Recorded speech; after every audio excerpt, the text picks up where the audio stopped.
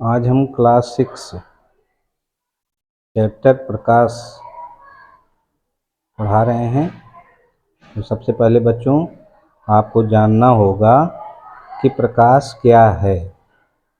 प्रकाश एक प्रकार की ऊर्जा है जो हमें किसी वस्तु को देखने में सहायता करता है।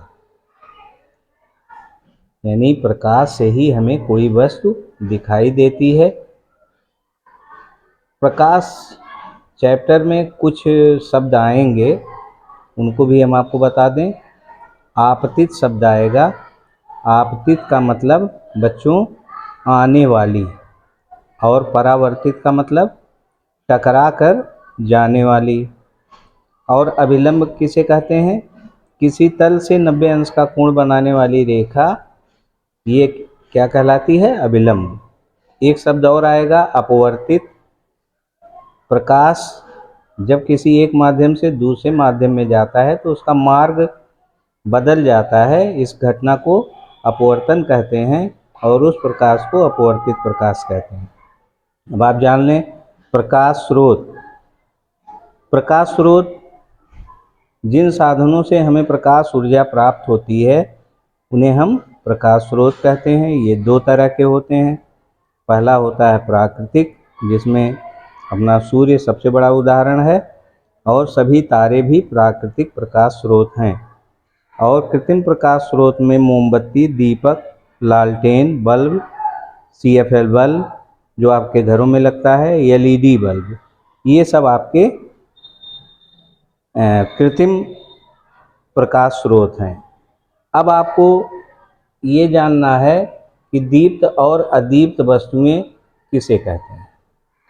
तो जो वस्तुएं प्रकाश उत्पन्न करती हैं उन्हें दीप्त, और जो प्रकाश उत्पन्न नहीं करती हैं उन्हें अदीप्त वस्तुएं कहते हैं। आपको बता दें कि प्रकाश से हमें वस्तुएं कैसे दिखाई देती हैं। जब किसी प्रकाश स्रोत से प्रकाश किरणें किसी वस्तु पर पड़ती हैं और उस वस्तु से परावर्तित होकर हमारी आँख पर पड़ती हैं, तब हमें वह वस्तु दिखाई देती है। बच्चों, प्रकाश के संबंध में कुछ और तथ्य जो आपको जानना चाहिए। निर्वात में प्रकाश की चाल 3 लाख किलोमीटर प्रति सेकंड, यानी एक सेकंड में 3 लाख किलोमीटर प्रकाश चलती है। सूर्य से पृथ्वी तक प्रकाश 5 सेकंड में पहुंचती है। यानी सूर्य से जब प्रकाश पृथ्वी तक कितने समय में? 5 सेकंड में। प्रकाश क्या है? प्रकाश विद्युत चुंबकीय तरंगें हैं, ये भी जान लीजिए।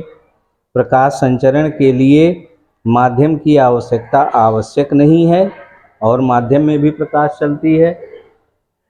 सूर्य से 3 तरह की ऊर्जा निकलती है बच्चों। नंबर 1 दृश्य प्रकाश, जो हम देखते हैं, जिसमें 7 कलर होते हैं। और अवरक्त किरणें। अवरक्त किरणें वे किरणें होती हैं जिससे हमें सूर्य के प्रकाश से गर्मी का आभास होता है, वो अवरक्त किरणें होती हैं। और तीसरी परावैंगनी किरणें, जबकि हम आपको बता चुके हैं कि परावैंगनी किरणों को ओजोन की परत पृथ्वी तक आने नहीं देता और वहीं पर रोक देता। इसके बाद प्रकाश स्रोत से प्रकाश सभी दिशाओं में और सीधी रेखा में चलता है। यानी प्रकाश स्रोत से जो प्रकाश निकलता है वो सभी दिशाओं में चलता है और सीधी रेखा में चलता है।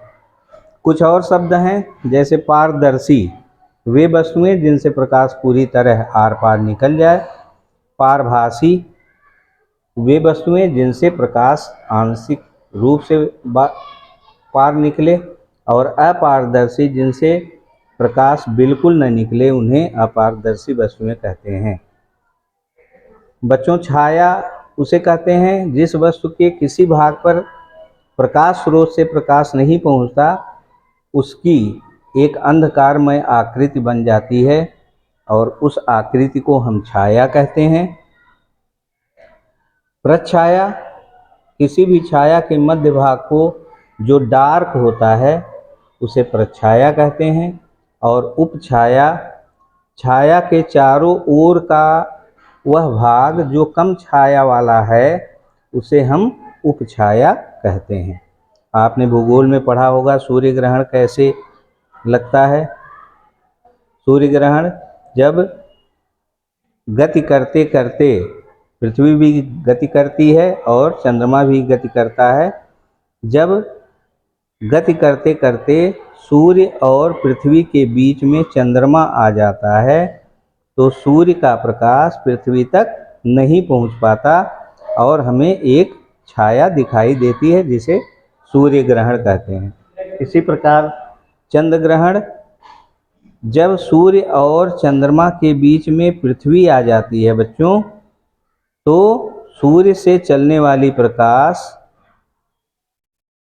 चंद्रमा तक नहीं पहुंच पाता और चंद्रमा पर हमें छाया, उपछाया और परछाया दिखाई देता है, जिसके कारण कभी आंशिक चंद्र ग्रहण लगता है और कभी पूर्ण चंद्र ग्रहण लगता है। तो ये आपका प्रकाश के संबंध में इतनी बातें थी। आप इसे देखें और लाइक करें, सब्सक्राइब करें। Thank you.